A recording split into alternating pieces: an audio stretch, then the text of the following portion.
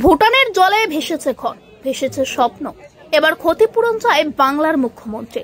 ভুটানের জলে উত্তরবঙ্গের বিপর্যয়ের দায় খুঁজলেন মুখ্যমন্ত্রী মমতা বন্দ্যোপাধ্যায়। সোমবার আলিপুরদুয়ার জেলার নাগরাকাটার বামুনডাঙ্গায় দাঁড়িয়ে তিনি স্পষ্ট ভাষায় বলেন, ভুটানের জলে এত ক্ষতি হয়েছে, আমরা চাই ওরা ক্ষতিপূরণ দিক। সঙ্গে তার দাবি, ইন্দো ভুটান নদী কমিশন গঠন করে তাতে বাংলাকেও সদস্য করা হোক। মমতা আরও অভিযোগ করেন, দুর্যোগ মোকাবিলায় কেন্দ্র কোনো সাহায্য দিচ্ছে না। তার বক্তব্য, সবটাই তো আমাদের করতে হয়, দিল্লি এক পয়সাও দেয় না। মুখ্যমন্ত্রী জানিয়েছেন, 16 অক্টোবর এ বিষয়ে কেন্দ্র একটি বৈঠক ডেকেছে, যেখানে রাজ্যের পক্ষ থেকে একজন আধিকারিক অংশ নেবে। এর আগে রবিবার হাসিমারায় দুর্গত এলাকা পরিদর্শন করেন মমতা। সোমবারও তিনি ত্রাণ বিতরণ ও ক্ষতিগ্রস্ত পরিবারের পাশে দাঁড়ান। নিহতদের পরিবারের 7 জনের হাতে চাকরির নিয়োগপত্র তুলে দেন স্বয়ং মুখ্যমন্ত্রী। জলের তোড়ে হারানো নথিপত্র নিয়ে উদ্বিগ্ন মানুষদের আশ্বস্ত করে মমতা বলেন, আধার প্যান যাই হারাক না কেন, সব নতুন করে বানিয়ে দেওয়া হবে। বাড়ি হারানোদের নতুন ঘর তৈরি করে দেওয়ার আশ্বাস দেন তিনি। বিপর্যস্ত উত্তরবঙ্গের পাশে দাঁড়িয়ে মমতার সাফ বার্তা, এই লড়াই শুধু পুনর্গঠনের নয়, মর্যাদার।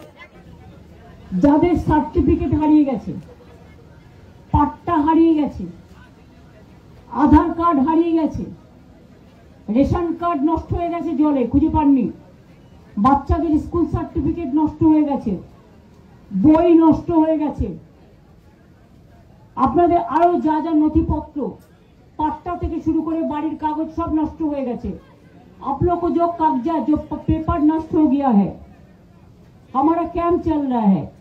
मेहरबानी करके आप लोगों ने एक काम करो, आप कैंप पे लिखा लो आपको घर नष्ट हुआ कि नहीं, अगर हुआ तो कितना तक हुआ, अगर आपका कोई छागल मुर्गी हांस कुछ थे तो चला गया जल में, ऐसा कितना है।